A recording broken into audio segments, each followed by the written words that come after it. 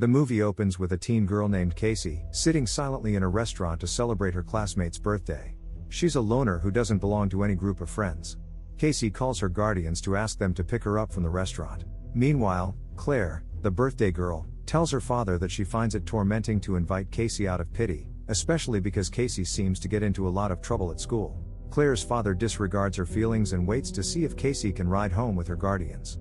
After finding out that Casey's guardian's car broke down, Claire's father kindly insists on driving her home.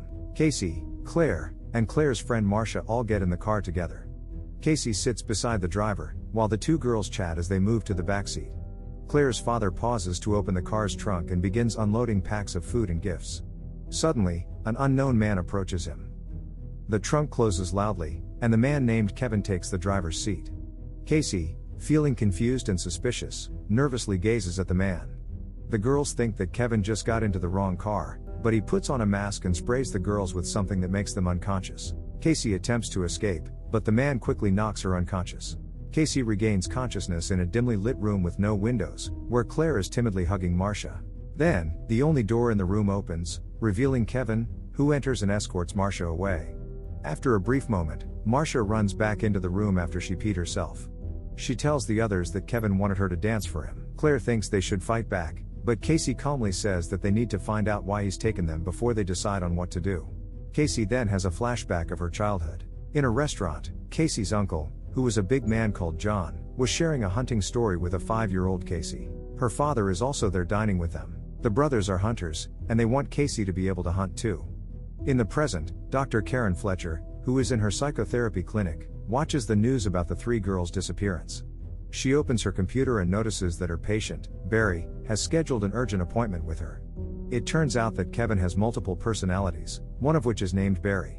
Barry is a sketch artist and regularly sees Karen in this persona to talk about his problems. One time, Karen speaks at a conference via Skype, sharing her observations on her patients who mostly have dissociative identity disorder or DID. She discusses her ability to identify the current personality and control of her patient's body based on their unique characteristics and capabilities. She also mentions that the personalities have the power to alter their body chemistry through their thoughts. Meanwhile, the girls are still attempting to find an exit. Through a door crack, they see a woman's silhouette engaged in conversation with their abductor, who they believe is named Dennis. Claire and Marcia ask for help, but she turns out to be Kevin's other persona, Patricia, a polite lady wearing a tight red turtleneck, a long skirt, and heels. The girls are surprised and take a step back. They are confused about why he is dressed as a lady. The lady assures them that Dennis listens well to her, so there is no need to worry. She asserts that Dennis will not harm or attack them and then closes the door. Marcia and Claire are in the windowless room when a man enters the bathroom with a pail. Kevin had returned to his Dennis persona. He complains about the bathroom's cleanliness and requests that they clean it. He promises the girls that he will respect their boundaries and not touch them anymore, as he had agreed with Patricia.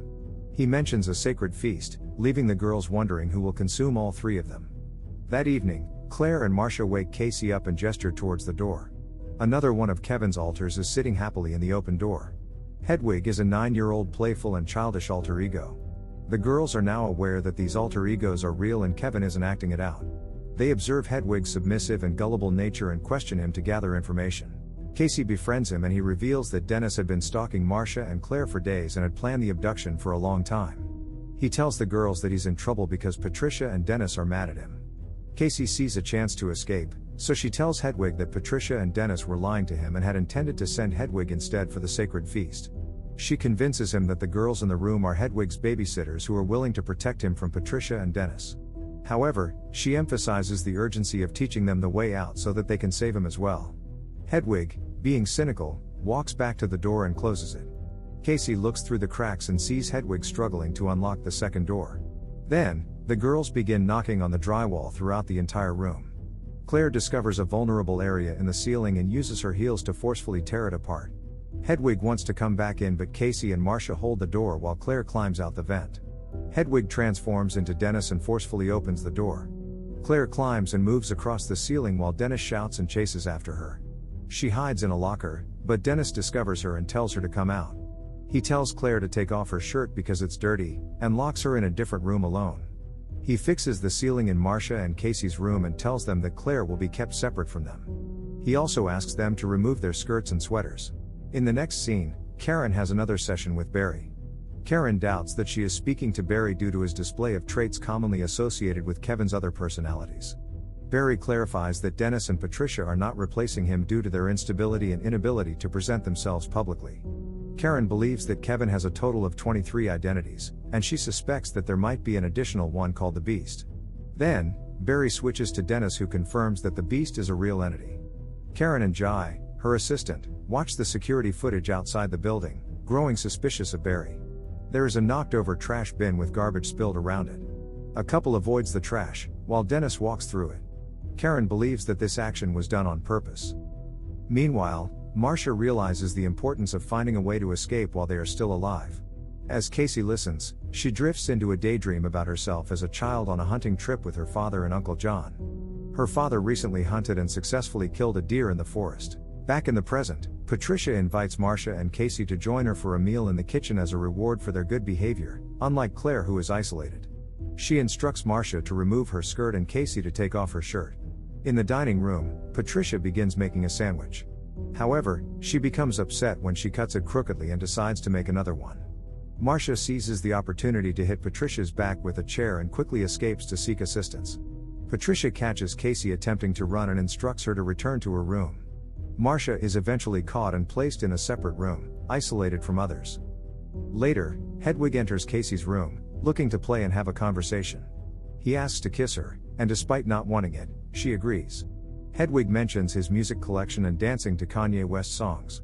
Casey expresses interest in seeing his music collection and asks if they can go to his room. He agrees to take her there, and she notices a window in the room. Hedwig shows her that it's just a drawing of a closed window and another drawing of it being open under the first one, when he realizes that Casey is trying to escape. Casey panics and tries to calm Hedwig down. He pulls a walkie-talkie and she takes it to call for help while fighting off Hedwig. She eventually loses and Hedwig takes the walkie-talkie back. He accompanies Casey to her room. Having become Dennis again, he says the Beast will be happy after the night ends. In the next scene, we have another flashback where young Casey is on a hunting trip without her dad present. Uncle John wants to engage in a game with Casey. He removes his clothing, leaving only his underwear, and suggests that Casey do the same, explaining that animals do not typically wear clothes. John appears from behind a rock and notices Casey aiming a rifle at him. He quickly disarms her to prevent any harm. In another session with Dr. Karen, she talks to Dennis. She compliments Dennis in order to gain his trust. She reveals that if Dennis doesn't open up, all the other identities will eventually take control simultaneously. Dennis reveals that he and Patricia were mocked by all their other 22 identities. He changed acts intentionally to protect Kevin, who is vulnerable. She challenges him to recount the story of the Beast, which she thinks is simply a fantasy created by Dennis and Patricia. Sometime later, Karen visits Dennis at his house in the evening. Dennis brings her to Barry's room and begins sharing the well-known story of Kevin's traumatic childhood. Dennis visited Kevin's salvage to impress his mother by being organized and accurate. Dr. Karen assures him that Kevin can be saved without relying on the 23 different personalities. They also talk about what is called the Horde, a nickname for the few major personas that can control Kevin's body for a longer period of time, such as Dennis, Barry, Hedwig, and Patricia. Hearing Dennis talk, Karen becomes more and more anxious and scared. She goes outside to find Claire trapped in her room, but before she can help, Dennis pulls Karen away. Dennis then enters an abandoned train car and undergoes a transformation into the Beast. The Beast is significantly taller, stronger, and possesses a more monstrous appearance compared to the other personas. He comes back home and sees Karen writing on a paper. Karen attempts to defend herself from the Beast by stabbing it with a small knife. However, the knife ends up breaking upon contact, causing no harm to the Beast. He fatally injures Karen by forcefully squeezing her until her spine fractures, resulting in her death. Meanwhile, Casey escapes and searches for the other girls. She discovers Marcia's lifeless body, with her stomach already torn open. She discovers Claire alive, but she gets killed by the Beast.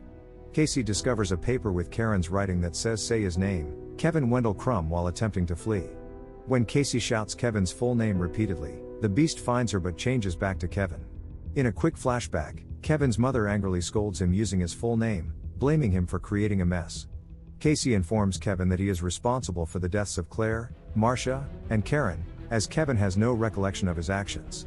He instructs Casey to use the gun in the cabinet to end his life. Suddenly, the Horde returns in full force, and the Beast re-emerges while Casey flees. She discovers a gun along with several shells, which she proceeds to load. The beast is on the ceiling and breaks the lights, making it hard for Casey to see and shoot at him. Casey manages to escape from the beast's attack, although her clothes are torn and she sustains a bite on her leg. While reloading the gun, she accidentally locks herself inside a cage. The beast catches up and begins bending the metal bars of the cage. However, it notices the scars on Casey's body. In a quick flashback, we see young Casey at her father's funeral. Uncle John informs her that he will now be her guardian, suggesting that she has experienced abuse until this point. The beast acknowledges Casey's pure heart and decides not to harm her. Later, Casey is discovered downstairs being carried outside of the building by someone. As she is being carried out, she notices numerous animals confined in cages. Casey is taken by medics for treatment. Kevin is now completely under the control of the Horde. Patricia believes the beast will provide them with protection in the future. And with that, the movie ends. Make sure to subscribe and turn on the notifications, so you don't miss out on new videos like this.